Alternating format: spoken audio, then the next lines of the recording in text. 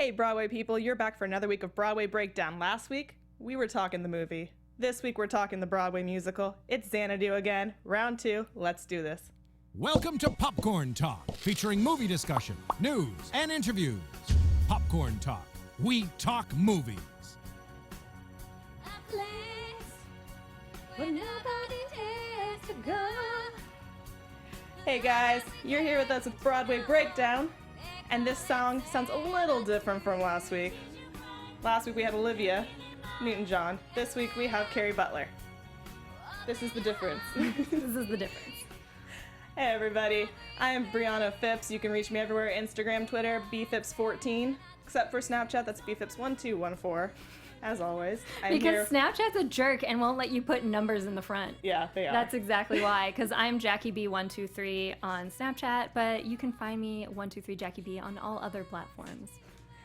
And as I said before, we're talking Xanadu, the musical, the Broadway musical. Let me be specific because movies are still musical. I'm so excited to be talking about the musical and not the movie because the movie is kind of unbearable to me. Yeah, despite the fact that it has some good stars in it, it's just I just can't with the movie. It's hard to finish. Jackie wasn't here with us last week where we discussed all of our anxieties over the movie.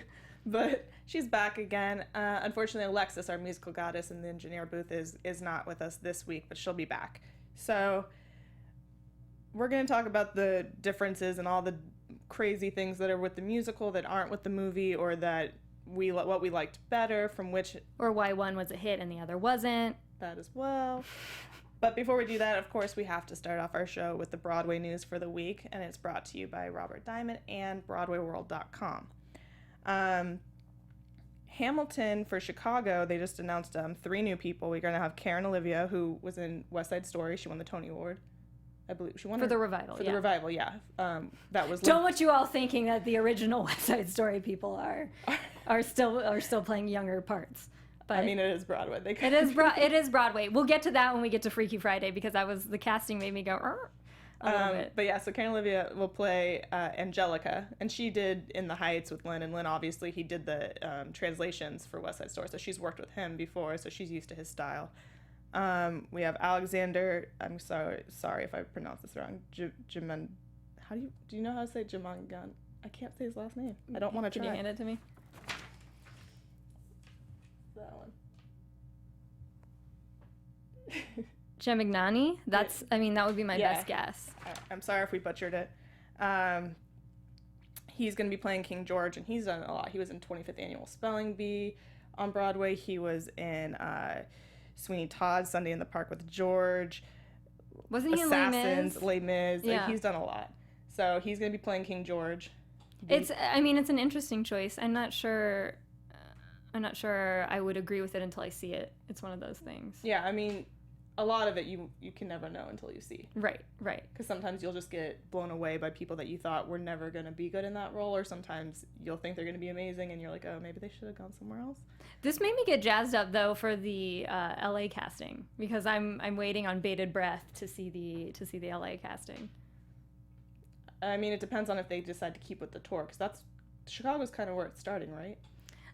It wasn't clear to me when this tour was first announced whether or not it would be a simultaneous tour, because there are casting calls that are going out in LA at the same time. Oh, okay. So in my mind, it was something that was happening simultaneously. That might not be true. You're welcome to let me know and correct me.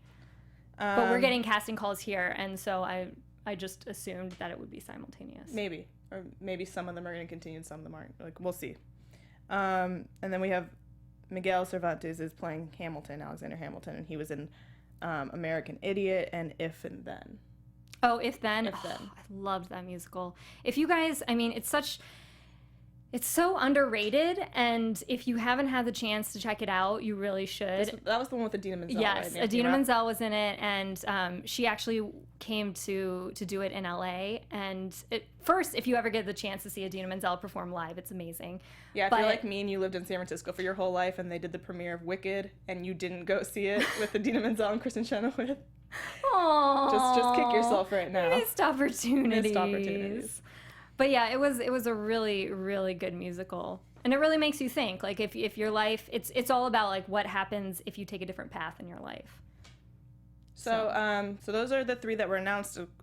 There's already been others that have been announced with Chicago, and that's going to be starting on September 27th.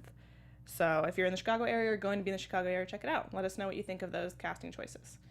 And then we have, this is the Freaky Friday one. Freaky Friday. Heidi Blickenstaff, is that how you say it? And Emma Hutton are going to be playing the mother and daughter. I thought who they cast for the daughter, she seemed, when you actually see her perform live, like, I understand that a lot of Broadway, they cast older, and older is a relative term, like, you know, they cast older actors to play teenagers, but looking at her, to me, I was like, I don't buy her as a teenager.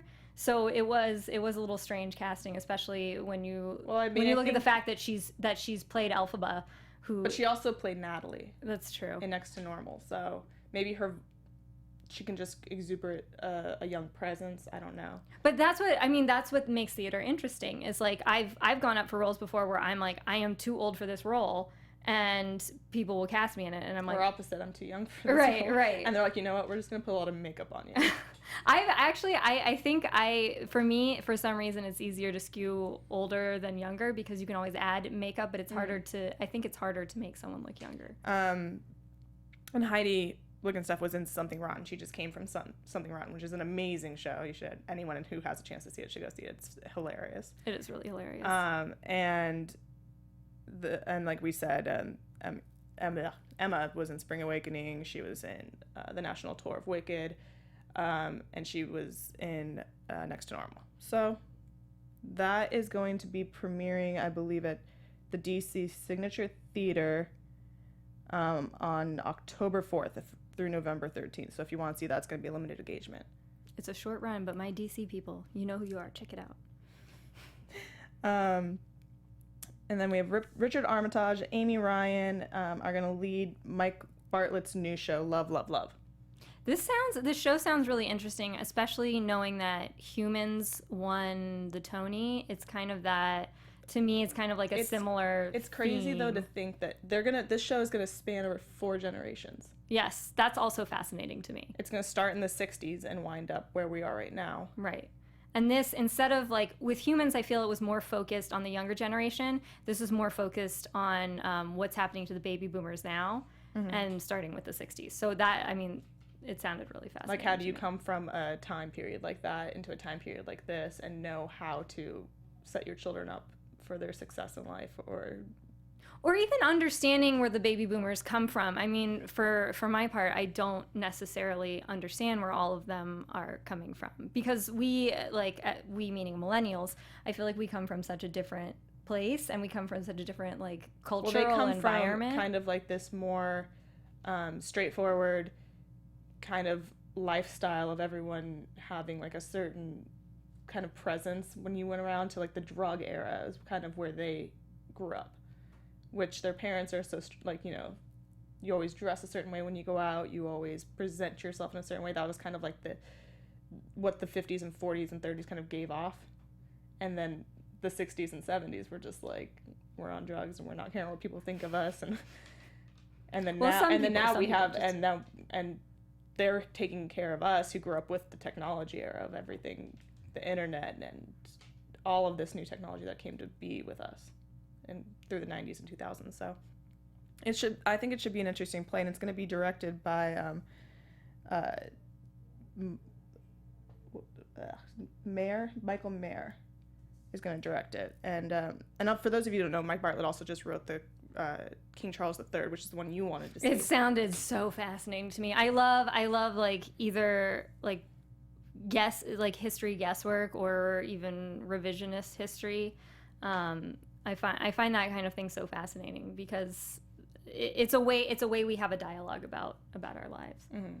So it's his style of writing. So I definitely think that's something you'd be interested in. I think it is. Well, I already said I was interested in it for sure. And I do think that's something meaty, like you said, when you have an actor who is going to be playing themselves through generations, which I assume that's what they're going to do. They're going to keep the same actors playing themselves through generations. Yeah, that's what I'm assuming. I mean, it depends, I guess, how much time they have in between, because if they're just going to do a quick change that's kind of just clothing-wise and a little bit of hair, or are they going to try to do wrinkles and stuff and try to make it appear that they're older? Right. I mean, I always think that's fascinating, and that's gonna be the real like meat and potatoes for an actor to get to play that. And that's coming October 19th through December 18th, I believe. Yes. So just keep your eyes out for that if you want to go see that. That's going to be at the Roundabout Theater. And then we also have Halftime, which is a new name show. It was originally named Gotta Dance when it premiered in Chicago. It's moving to Broadway, and they're changing the title to try to better embody what it's about. And it's kind of about a senior class that's going to be performing at a halftime show. And they're senior dancers, which yeah. sounds really interesting to me. There was a documentary a few years ago about a senior group that ended up singing kind of like modern pop songs. Mm-hmm. And so these guys are going to be dancing hip hop, which to me, just the premise of this, and also getting good roles out there for seniors, I think that'll be interesting, because as much as like young people want really good roles too, you don't always want seniors to be relegated to like the typical like old Grammy role, you know. Mm-hmm. You don't want to start stereotyping people in certain ways. Yeah. And that one is, they're looking at a September 2017 Broadway Bow is what they're calling it. So be on the lookout for that. Tickets aren't up yet, but keep an eye out for that. All of these sound really fascinating to me. Like, I love the place the theater is in where I can be like, ooh, that's interesting. Ooh, that's interesting. You know, if someone was making another Carousel, I'd be like, Carousel is the most Well, it's worst like, it's musical nice ever. to see older musicals come back and to see what they do with them now. I always that love as well. seeing that. Yeah. But it is nice to see brand new ideas come right. in, because you need both. Yes. You need to be reminded of the past, but you need to move forward with the future. Right. And there's this next one was one that I thought was really interesting, because I believe it's off of the real life occurrence which happened. This one's going to premiere in Atlanta, and it's called The Prom.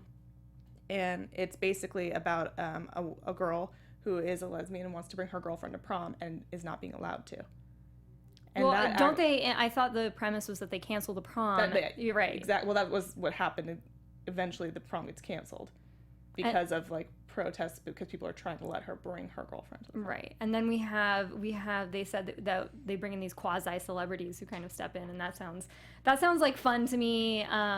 I mean, yeah, they have a lot of people associated with it already. Christopher Sieber, Beth Level, Casey Nicola. It's crazy. Like, it sounds like a blast. It sounds like, I mean, aside from the fact that, like, yes, this girl should be allowed to go to prom, I love the idea of having, like, these, like, crazy different celebrity people trying to help her out, too. And it, like The Humans, is another show that's so relevant to today, and that we are growing up in a period where that's happening. I mean, right. I believe that this is based. If it's not, they took something from it, because that actually happened where there was a girl wanting to bring her girlfriend and wasn't allowed to. It happens all the time. I mean, but there's not that one big story. Yeah, there was a big story, but yes, it does. I mean, it still happens all the time. So that one is, like I said, it's going to be at the Alliance Theater in Atlanta, and it's going to be premiering August 18th and go through September 25th. So if you're in that area during that time, I would check it out. Let us know how it is, and hopefully it'll go to Broadway afterwards. And that's it for our news section for today. Thank you again to Robert Diamond and BroadwayWorld.com for giving us this news. You can go to their website to check out these stories and more. So let's dive into it. Xanadu musical. And we have someone that asked if the ELO song is still in it. It is still in this musical. All the original music from the show. What happened is the soundtrack for the movie was a hit, but the actual movie was not a hit. It's considered a cult classic in the way that, like, people go back and watch it and revere it, but at the time it came out, it was not a hit. But the soundtrack was. So the idea was, many, many, many years later, to take that music and make it into a show that would be a hit. Mm-hmm. and to also kind of make fun of the movie. Yeah, they're definitely pointing tongue-in-cheek in the movie. It's definitely, the thing that's wrong about the movie to me is that it takes itself so seriously, whereas the musical does not. And we'll get into it a little later about the similarities and differences and why I think one was more successful than the other. And I think a large part of that success is the cast that they cast in it. Because Carrie Butler, who played... She does a great job. She plays Cleo Kira. She balances this line between comedy and sincerity, and she hits it right on the point. Yeah. And I mean, she started off doing Beauty and the Beast as Belle, I think in Toronto, Canada. She was Penny in Hairspray is what she's most famous for, and then she was Audrey in the revival of Little Shop of Horrors. So she comes from a background of that line of sometimes a serious thing, but being comedic with it and being able to kind of level that, which Xanadu isn't quite as serious as those other shows and the topics that they're dealing with, but she still is able to like make it funny without like going overboard with it. That's what I kind of got from her. Yeah, she walks that perfect line between sincerity and comedy. Plus, she has an amazing voice. She does have an amazing voice. She does. She reminds me a little bit. I hate to compare other actresses in theater to other actresses, but she reminds me a bit of Cheno. So, especially in height and body type. She's like tiny blonde and then has this big personality. It's very Cheno to me. And I tried to embody her. I did a little straighter hair last week for Olivia. I tried to do a little curly. My hair doesn't do it too much. I love it. And by the way, guys, if you were watching last week, I had my white leg warmers. This week I got my gray. So we still got the leg warmers and the headband going. Carrie Butler also, for me, she's so tiny, and to hear this huge voice come out of her, like Kristen Chenoweth, same like what you were saying. Yeah. It really does remind me of Cheno because it's like it's a little person with a big personality. Yeah. And it was weird to me. I couldn't find the reasoning why they changed which muse she was, because in the movie she was, and I don't know how to pronounce this, the one that starts with the T, who's the I believe the muse of what was it? I think it was just of song or art. I can't remember. And this one is the muse of history. Is her muse, and so I wondered why they changed it. I'm not sure. I couldn't Probably because it's easier to pronounce. Yeah, they never both Cleo and Kira are easy names to pronounce. I mean, I love the part in the play when she's like, "My name's really not Kira." Oh, good, that's the thing I hated most about you. And then she's like, "It's actually Cleo." And then he's like, bleh. This play, if you guys haven't seen it, is so full of humor and just blatant jokes. They're not hidden anywhere. They're just in your face jokes. And they do it throughout the entire play. They make fun of the original, they make fun of themselves, they make fun of the current. They make fun of the 80s, which is what you have to do when you're doing a show like that and people are dressed like that. They make fun of the Greek mythology. Yes. So her role was originally supposed to go to Jane Krakowski. Ugh, I always mess up her last name. Who said she couldn't end up doing it because of 30 Rock. She was originally picked, and Cheyenne Jackson, who ended up playing it, was originally picked, and he originally said he couldn't do it. But the actor they picked got hurt, and his understudies kind of worked, and then Cheyenne Jackson came back and did it for the Broadway premiere. So Cheyenne Jackson, if you guys don't know, he's been in Glee, he's been in American Horror Story recently. He was in the original Altar Boys on Broadway. He played Matthew.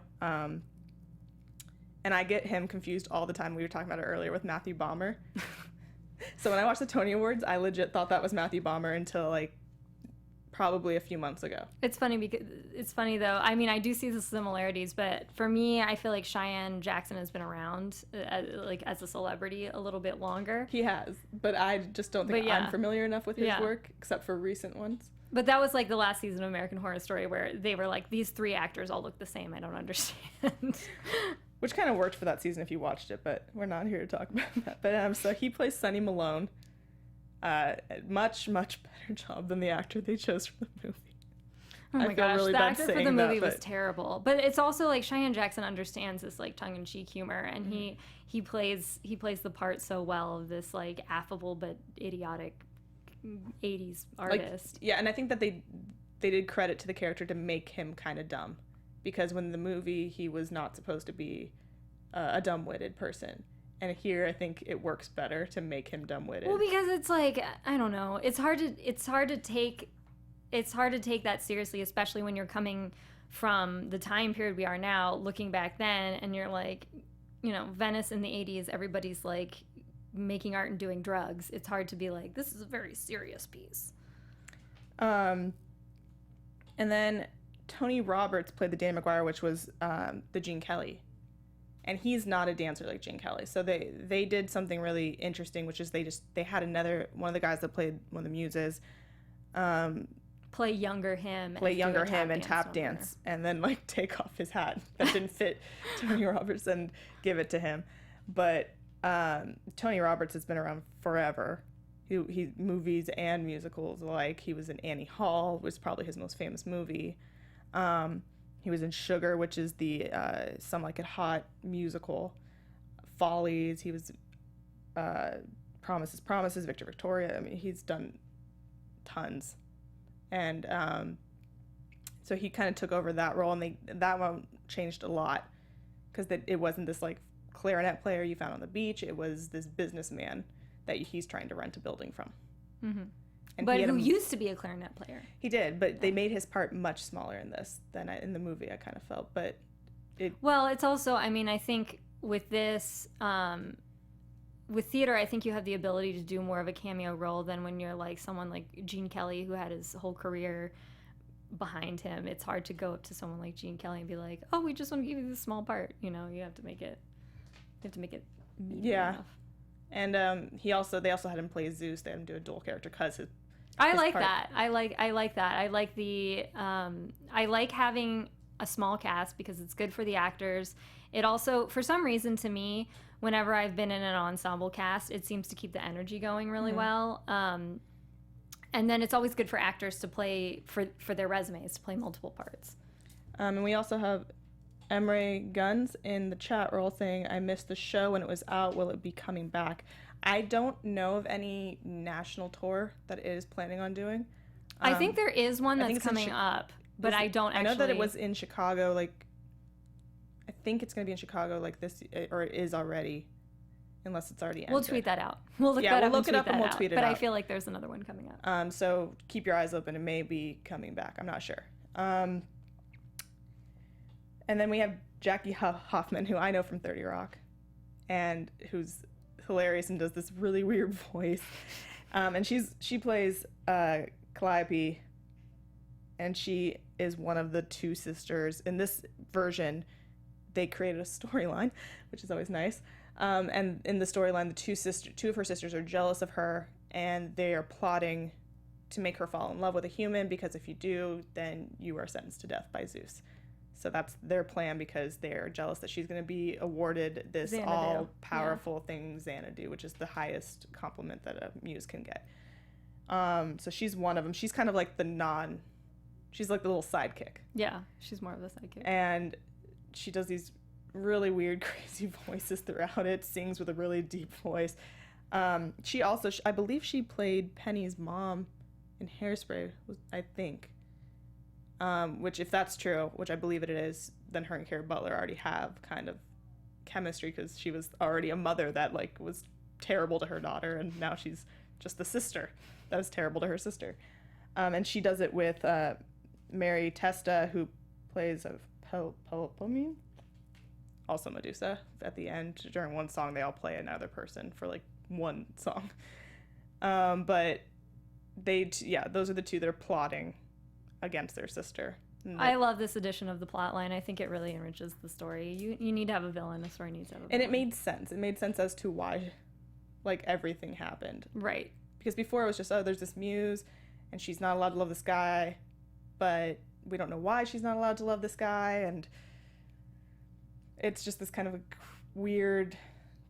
Hi guys, we have our guests. We have two. We'll be beginning them. Oh, we don't have them yet. Okay. No, just one sec, Chuck. Calm down. Well, I see them on the screen. To be fair, they're setting them up. Oh, okay. So they have this plot line that they didn't have in the movie. In the movie, you're just like, oh, they fell in love, and okay, and she can't be with him for some weird reason. They're not allowed to be, but we don't know why. And so this gave you more of a reason as to why. And then the other people that were part of it were Curtis Hallbrook, Anika Larson, Kenita R. Miller, and Andre Ward, who played the other muses and were the ensemble and other little parts throughout it. And like Jackie said, we do have two guests with us today, two special guests who were in a tour. Well, I guess it started, what you said, in New Orleans, and then it went into a little I think regional... it went into other cities in the South. We can ask them when they're on. So we have Edward Carter Simon and Tiffany Michaela Jones here with us, who played Sunny and Kira. Hi, Eddie. Hi, Tiffany. How are you guys? We're doing good. Awesome. Yeah. Thank you so much for joining us today. We really appreciate it. Yeah, thank you guys so much for being with us on a Sunday. On a Sunday. Yeah. We got nothing better to do. That's what it is. So tell us a little bit about your production of it. What did it was it a tour, or was it just It was in a New tour. Orleans? It was a tour. It was the regional premiere of Xanadu down here in the Southeast. And we toured a number of cities, but for the most part, our primary run was here in New Orleans. And as far as roller skating, how good or not good were you guys at roller skating when you started this? Well, I played Kira, and I pretty much had to roller skate the entire show, except for like one number. But the rest of the time I was on skates. You had to do one skate too for a little while, didn't you? Yes, one skate and hop around. Yeah, that was fun. But I mean, like, I grew up roller skating, so like I was, an okay roller skater. But then after, all the training and learning how to dance on roller skates and go up and down ramps, I'm pretty good now. Yeah. You put that on a resume. Pro skater. Yeah, exactly. We had a hotshot, like, trick skater come in and do like evening training sessions with the whole cast and whatnot. And as it turns out, Tiffany and I were the only ones who actually roller skated at all after we had a few accidents. So it was interesting. I heard someone broke their hand or something. She broke her wrist. It was one of the evil Muse sisters broke her wrist. She's going down the ramp. Yeah. And it was before we actually had any training as, to actually learn how to properly skate down a ramp. Mm-hmm. And she just decided, to give it a try, and she fell on her wrist. It was ugly. It was really bad. Bad. We all felt very bad, but the show went on. So I'm just curious, why were they roller skating? Because they don't really roller skate in the show. Just at for the funsies? end, like the grand finale, I think even on Broadway, everybody comes out on roller skates and does a big musical number, a big dance number, or whatever. Xanadu. Yeah. So we were all kind of prepping for that. We all got fitted for roller skates. We were going to have this big goofy thing at the end where we were all going to roller skate around, and then our trick skater was going to come do tricks in the middle, and we were all going to, clap and do our thing and what have you. But all of that got scratched after she broke her wrist. So it was only the bare necessities. I wore skates for maybe 20 minutes of the show. Tiffany wore skates the entire time. So except not when you were like in the beginning, right? No. When you were still on Mount Olympus. I mean, that was probably like 2 or 3 minutes of the show, and then the rest of the time. So for the most part, she was on skates the whole time. And you're the only kind of character that really does that, which is interesting to me, because in the movie, like, they have kind of both of them equal amounts on skates. So I was expecting Sunny to be on skates more. I was I had these really cool neon green Nikes from the 80s, like some holdovers that I just know they wanted to show off the whole time. So wait, let me get this right. So you were holding those sneakers just until the point that you could wear them on Xanadu, correct? Holding the sneak? What do you mean? Do you mean that these are your personal sneakers that you were waving? No. Oh, okay. I was like, what is this? No, the costume department at the theater came with these. I don't know where they came from, but they literally looked like they were from the 80s. It was pretty special. It's amazing. So yeah, I wore those most of the time, but I did wear skates for a little while. So I got to learn some cool stops and spins and skating backwards and things like that as well. So But the terrain on the stage was so miserable. It's probably a good thing because I wasn't very graceful. It wasn't this like perfectly smooth, platform for us to ride over. We were basically skating on water part of the time because they had fog machines that they used throughout like most of the show. And depending on what venue we were in, especially being in the South with the humidity, it would condensate, so it would just turn into like puddles of water on the stage. That was pretty scary. Well, I was going to ask you what your biggest challenge was, but I feel like that might have been it. How did you guys prep for the roles? Like, what kind of preparation did you do for the roles? Oh my gosh. Were you guys familiar with the movie when I you didn't guys prep started? at all, honestly. Like I had been out of acting. Like I had been living in Los Angeles, playing music in a band, and the director of this show, who I literally had not seen in over a decade, just called me out of the blue, and he's like, hey Edward, you sing, right? And I was just like, yeah, I play music, I'm in a band. He's like, you still do some acting every now. I was like, no, not really. He's like, well, we got, I'm directing the show Xanadu. I need to get a guy who just looks like he could make a goddess fall in love with her. So I want to put you in it. I was like, you don't want me to audition? You don't want me to do it? He's like, no, you're good. And I was like, all right, I'll take the part. And I just showed up, and that was it. That was like my very first foray into musical theater. It just jumped. There was absolutely zero preparation. Yeah. Did you guys know the movie growing up at all? Did you watch it before, or was this kind of your first introduction to the show? I had an ex-girlfriend who was obsessed with Xanadu, and that was my only familiarity with it. I think I probably didn't watch it because she loved it so much. And so, yeah, I was pleasantly surprised, especially considering the spoof was so hilarious. Yeah. Yeah. We were saying that earlier, that the movie is, I mean, it's so painful to watch. It's just, I can't finish dreadful. it. It's dreadful. Yeah, but and the theater. We did watch it during the rehearsal process. Yeah. It is. Like, this will help. No, it's very relieving to have Don't Walk Away not be a cartoon in the musical. Yeah.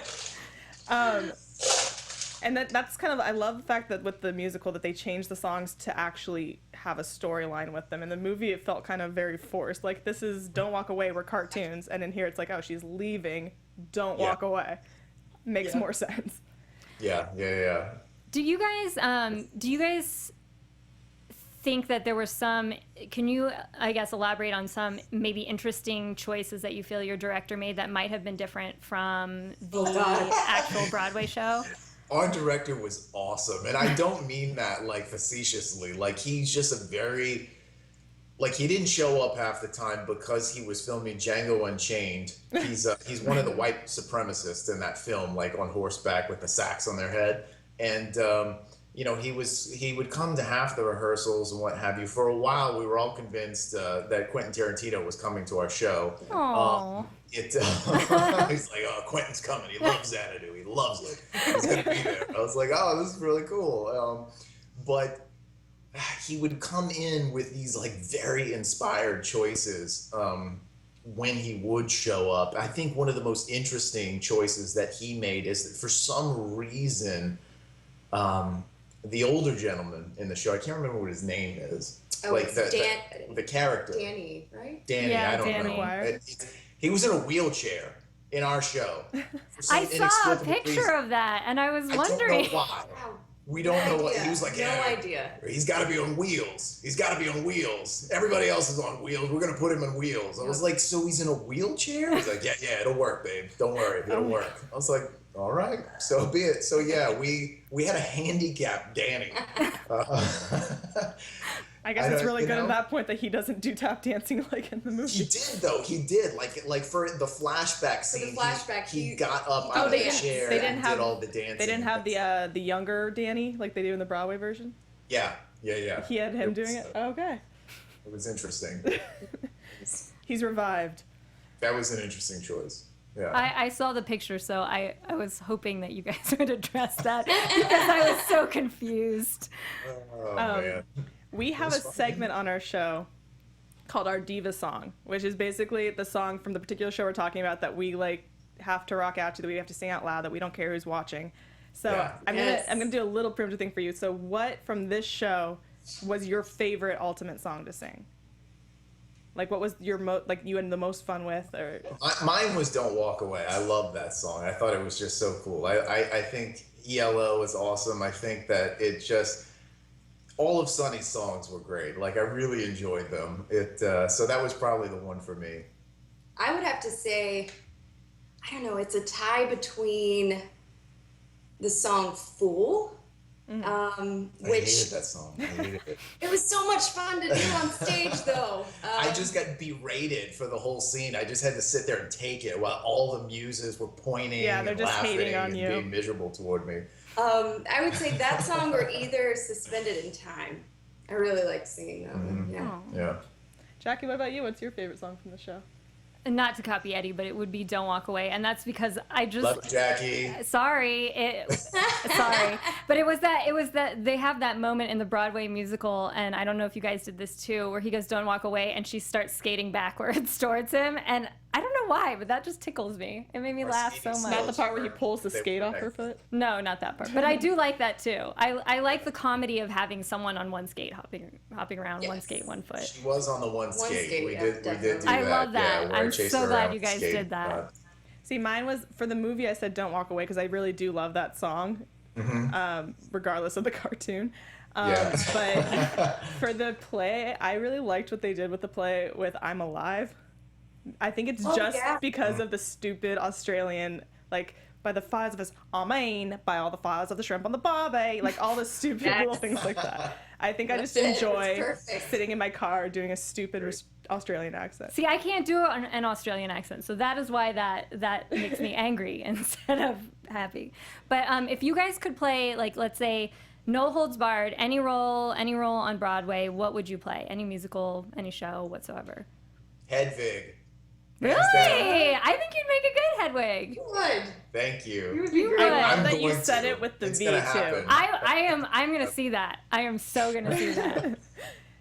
I would like to play Evita. Oh, wow. I love that. That's due for a revival, I think so. Yeah, Yes. it really is. I'll keep my It fingers really crossed is. for you. And to go off that, what's your favorite role you've ever played? Favorite role ever? Ooh-wee. I don't know.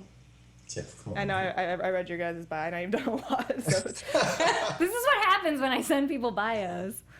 Oh man, I don't know. Maybe Jesus in Jesus Christ Superstar. I think that was pretty fun. It was very emotional, but it was a very fun. It was a fun show to do. You know, I like that. It was powerful. Could be. I don't know. I liked playing Roger in Rent too, just because I bleached my hair and I had no other reason in my life to ever do that, and I was just like, I'm gonna bleach my hair. This is gonna be great, you know. So yeah, maybe that. That was fun. I liked his songs too. Yeah, I like rocking he has out. a lot of great the rock rock and songs. roll voice. Yeah, I would have to say either Kira in Xanadu, or I really enjoyed playing Annie in Evil Dead the Musical. That was a lot of fun. That's a musical, and that sounds amazing. It was a lot of fun. It was off very- Broadway. Yeah. And I think they still do it in Las Vegas. Evil Dead the Musical, like Yeah, I think so. gore spectacular or what have you. well, that's only 4 hours from us. Maybe we need It's to take a road pretty trip. interesting. Yeah. You should look it up. You guys should do a whole show on it. I think so. I agree. Would you Skype back in with us for that? Yes. Absolutely. Yes, that's what I'm talking All about. right, we might have to take a road trip to Vegas to do this. Hey, I'm Yeah. down. I'm down. Let's go. All right, guys, thank you guys so much for coming on with us today. We really We're not going to take up appreciate too it. much more of your time. Thank so. you. So, guys, let's say goodbye to our guests for today. Bye. Thank you so much. See you guys. Bye. I did want to talk a little bit, like I said before, about the similarities. We got into a little bit right there with them, the similarities and differences between the musical and the movie. And I think the biggest one we've already talked about is the comedy that they bring into it. I think that's really what made this such a success when the other one flopped. I think with a lot, and this happens to not just musicals, not just musical movies, but sometimes people, they have a script and they don't understand the tone of the script. And this happened with Buffy the Vampire Slayer, the movie. It was such a bad movie. And Joss Whedon was like, you didn't get the tone of my script, you know? And then when he was able to direct it by himself, it became a huge hit. But this is another thing where it's like, if you look at it on paper, you would be like, this is a comedy. And to try and make it so serious, I think, is what makes it so painful to watch. And so when you do the musical and you insert the comedy, and then you also make fun of the wildly panned movie, then you have yourself a bona fide hit. Mm-hmm. I'm going to go into, we have a video from the Tony Awards, because we were talking so much about this song, Don't Walk Away, and that's the one that they performed for the Tonys. Yes. And it has the part Jackie was talking about. The part I loved. We're going to go ahead and play that for you, and then we're going to get into the success of it with the Tony Awards. This is Cheyenne Jackson and Carrie Butler. Cheyenne Jackson, just as a person, tickles me.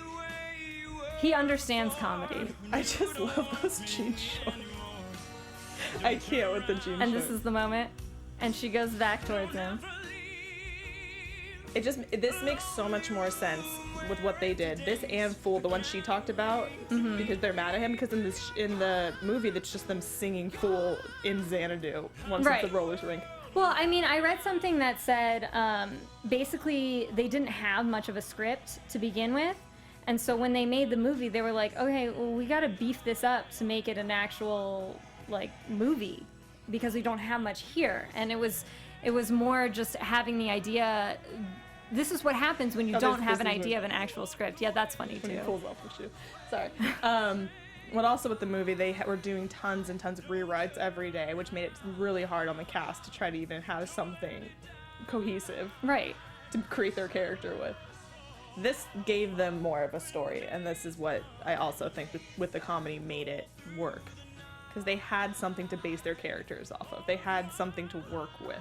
And I think what makes this so funny to me is the fact that, like, Cheyenne plays this character so earnestly that it makes you laugh, because he's so earnest in his ridiculousness. But she the thing that's more interesting about her is she's, like, in on the joke. So she kind of is more of the audience stand-in, where you have this person who's in on the joke, and then you have the person who's kind of like these are the two sisters. They're hilarious. Just think evil stepsisters from Cinderella. They really were like that. Yeah, that's their basic. They really were like that.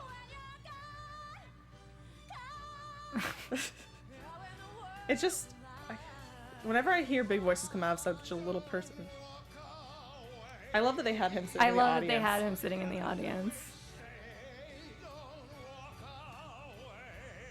And then I love that we have a close-up on his face. People have different ways of singing. Sometimes they do weird things with their mouth. I can't sing at all, so I would never want to close up on my face. And I also love that they bring in this Pegasus. Well, yeah, because that's not till later on in the play. But I just love that they were like, we need this. We have such a bare bones. Set. We have a small ensemble cast. What we need to spend our money on is a giant prop Pegasus. Well, as you guys can see in this, the set is basic, very, very basic. We have the pillars, you have the ramps, and that's it. And there's audience on stage with them. But it's so basic that throughout the entire play, they have to constantly tell you where they are. I'm on Venice Boulevard right now. We're in this big space right now. Like, you have to know because nothing changes. I actually love that. For me, I love the fact that nothing looks like Southern California whatsoever. It looks like you're in Greece. Right. It looks like you're in Greece. I really do love that. I also just love the high notes he hits. He's a really good singer. Cheyenne Jackson is a really good singer. And people that just know his film and TV career, like, you would never know that. You know what's funny is before Cheyenne started doing all the TV stuff, I became, like, an instant fan of his, because I just thought, like, his comedy tickled me so much. The fact when people aren't overly comedic, when they get it and they can give you something without being too Jim Carrey in your face, I tend to like those kind of comedians, I should say. Not that I would ever call Cheyenne Jackson a comedian. And also, just bringing up one more difference with Cheyenne Jackson's character, he doesn't work in a painting studio where he reproduces he's records. Street painting. He's street painting. He's sadly street painting. I love that moment and too. And his main thing is that he never finishes his paintings because he just hates them before he finishes them, so he just stops. But this was nominated for Best Musical, Best Book, Best Leading Actress, Best Choreography, whereas the other songs were nominated, but as we talked, the other one was only nominated for Razzies, which, if you weren't aware, if you didn't watch our old one, the Razzies were invented based on this movie. So this one did wildly better. It was entirely more successful than the movie. Poor Gene Kelly. Why did that have to be his last movie? I mean, it wasn't his last thing he ever did. It was his last movie. No, I know. Can you imagine? That's your legacy? I would punch the director in the face. He was one of the best parts of the movie. He was. He did a great dancing job. And he looked like he probably just was like, you know what? I'm just going to have fun. I don't even care. He goes, I'm in my 60s. I'm starting to get sick. Like, I don't even care. But I understand this is not about the movie, and this is not about my sadness that was Gene Kelly's last role.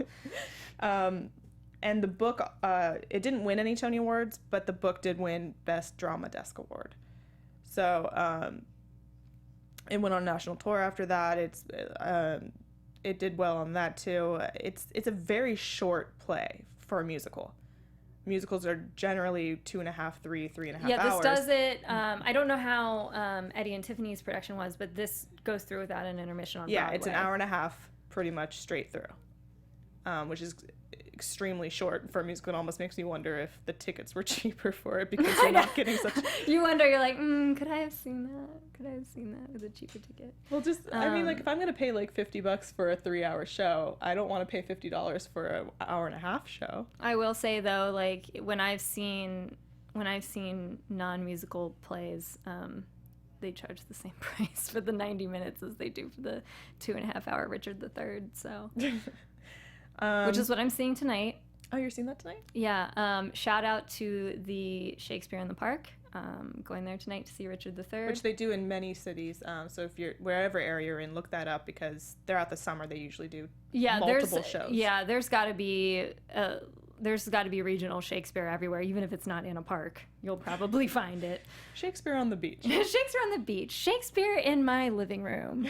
That happens. That's Jackie's casual Saturday night. That's my casual side. Shakespeare in the bathroom. Oh my god. So I think it's pretty obvious, but I'm just going to go ahead and do this little section of which do we prefer, the movie or the musical? Jackie, yeah, I think you guys know. I can't even friggin' sit through the movie. I sat through it once and I was like, that was bloody torture. So musical for sure. For me, it was also the musical. I didn't hate the movie as much as Jackie hated the movie. I enjoy it to make fun of it, and also for just the songs and Gene Kelly, of course. But I definitely think the musical was more cohesive. It had a better storyline. It gave reasons. The songs worked better because there was reasons to be singing them. They weren't just standalone, kind of like they were in the movie for the most part. And the cast was amazing, so you can't lose. You know, you have comedy, you have great music, you have a Greek chorus. You have roller skates, you have leg warmers that protect you. And while I will say that the roller skates still weren't to the extent that I wanted them to be in the musical, like in the movie I said last week that I wanted these huge roller skating performances, and you get like one at the very end, but I kept being like, where's my big roller skate performance where they're doing like ice skating on stage and they're tricks. hard though. They are. I'm not saying they're not, I just really wanted it. When I was 8, I was like really good at roller skating. I am no longer good, but like it's hard. It's hard. I will say. I know. That. I just really wanted it. I wanted someone doing a flip, which they did do one. In the final scene, you do get a performance on roller skates, so you do get it more than you do in the get movie. your Disney on Ice. You do get. All right, guys. So that's gonna be it for our show this week. Les Mis next week. We are doing Les Mis. We'll be doing the theater show of Les Mis next week because we're always gonna start off with whichever came first, the movie or the theater play. So we're gonna do Les Mis. We may have some other guests with us. And join us then. And we will see you next week. 123jackieb.com on all platforms. bphipps14. She's having a moment. bphipps14 Instagram and Twitter. And like we always say, guys, we haven't gotten one yet, but we would love for you guys to send in a video of your favorite Diva song, and we may play it on our show. You can tweet us to figure out where to send that. Have a good week. From producers Maria Menounos, Kevin Undergaro, Phil Svitek, and the entire Popcorn Talk Network, we would like to thank you for tuning in. For questions or comments, be sure to visit popcorntalk.com. I'm Sir Richard Wentworth, and this has been a presentation of the Popcorn Talk Network. The views expressed herein are those of the hosts only and do not necessarily reflect the views of the Popcorn Talk Network or its owners or principals.